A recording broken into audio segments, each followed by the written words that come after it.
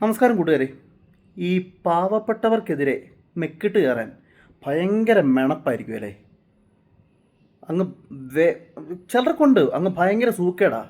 കാരണം ഈ പ്രതികരിക്കാൻ പറ്റത്തില്ലാത്തവരുടെ തലയിലോട്ട് കയറി അങ്ങ് നിരങ്ങുക എന്ന് പറയുന്നത് ചിലർക്കങ്ങ് ഭയങ്കര ഒരു ഉം, അതിന് പറയാൻ ഞാനിത് പറഞ്ഞു വരുന്നത് നിങ്ങൾക്ക് എല്ലാവർക്കും മനസ്സിലായി കാണുമായിരിക്കും. ഇന്നലെ പേരൂർക്കടയിലൊരു പ്രശ്നമുണ്ടായി.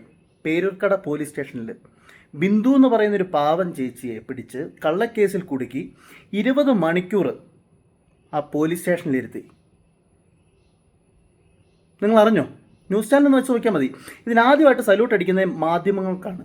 ഈ മാധ്യമങ്ങൾ എന്ന് പറയുന്നത് അവരില്ലായിരുന്നെങ്കിൽ ഇതൊന്നും വെളിയിൽ വരില്ല. 2 പോലീസുകാരുണ്ട്. പ്രസാദ് എന്ന് പറയുന്നതും പ്രസന്നൻ എന്ന് പറയുന്ന വെറു ചെറ്റകൾ, 2 ചെറ്റകൾ. അതിൽ പ്രസാദ് എന്ന് പറയുന്നതാണ് SI. ഇവനൊക്കെ SI പദവി എങ്ങനെ കിട്ടിയെന്ന് പോലും നമുക്കറിയത്തില്ല. അതുപോലത്തെ ഒരു അങ്ങനത്തെ ഒരു നാറി എന്ന് വേണം പറയാം. പ്രസാദും അതെ, പ്രസന്നും അതെ. നിങ്ങൾ കേൾക്കണം, 20 മണിക്കൂർ ആ പുള്ളിക്കാരി ഒരു ദളിത് സ്ത്രീയും കൂടിയാണ്. എന്തും ആയിക്കോട്ടെ, ഇനി ആരും ആയിക്കോട്ടെ, പുള്ളിക്കാരിയെ 20 മണിക്കൂർ പോലീസ് സ്റ്റേഷനിൽ പിടിച്ചിട്ടിട്ട് പറയുകയാണ് വീട്ടിൽ പോകണ്ട, വീട്ടിൽ വിടത്തില്ല. യഥാർത്ഥത്തിൽ കുറ്റം ചെയ്തിട്ടില്ല അവർക്കെതിരെ FIR ഇട്ടു. എന്തിൻ്റെ പേരിൽ? ഒരു തെളിവ് പോലും കിട്ടാത്ത പേരിൽ എങ്ങനെ FIR ഇടുന്നത്?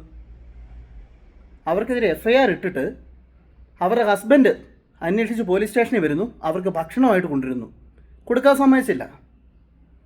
ലാസ്റ്റ് ആ ചേച്ചി പറയുന്നു, പോലീസുകാരോട് പറയുന്നു, എനിക്ക് ദാഹിക്കുന്നു, കുറച്ച് വെള്ളം തരാമോ എന്ന് ചോദിച്ചു കഴിഞ്ഞപ്പോഴത്തേക്കും ഈ പ്രസന്നൻ എന്ന് പറയുന്ന അവിടെ ഒരു പോലീസുകാരനുണ്ട്. അവൻ പറയാം അവിടെ ബാത്റൂമിൽ വെള്ളമുണ്ട്, വേണേൽ കോരി കുടിച്ചോളാൻ.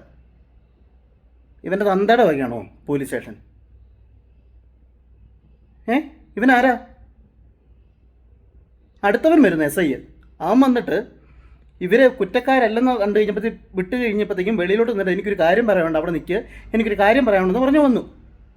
ചോദിച്ചപ്പോൾ എന്നാ സാറേന്ന് ചോദിച്ചു കഴിഞ്ഞപ്പോൾ ഈ ബിന്ദു എന്നാണ് ചേച്ചിയുടെ പേര്. ബിന്ദു ചേച്ചി ചോദിച്ചാൽ എന്താണ് കാര്യം എന്ന് ചോദിച്ചു കഴിയുമ്പോൾ ഇവൻ പറയുക, ഇനി മേലാൽ പേരൂർക്കടയിൽ നിങ്ങളെ കണ്ടുപോകരുതെന്ന്.